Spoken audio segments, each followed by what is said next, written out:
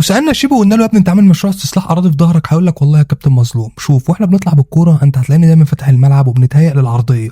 تعملوا ايه في العرضيه يا صاحبي؟ قال لك هتلاقي 3 في ال 18 ومفيش حد مكمل الناحيه الثانيه. يعني هنا مثلا هتقول لي حمدي فين؟ هقول لك ما اعرفش.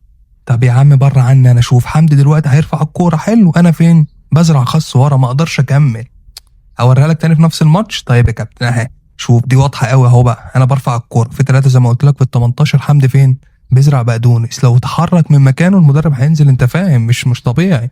نفس الكوره في نفس الماتش، انا طلعت وبسطها لزلاكا 3 في ال 18، تقدر تقول له هو فين؟ جنب البقدونس ورا. طب نعمل ايه يا صاحبي عشان نستفيد من الموضوع ده؟ قال لي شوف الضغط العكسي ما بنحبوش. زلاكا اتقطعت منه الكوره، احنا الثلاثه واقفين بنبص بنقول يلا زلاكا قطعها، بس ما حدش هيقطعها. العبها في ظهري، المكان اللي تقطع منه الكوره العبها في نفس المكان.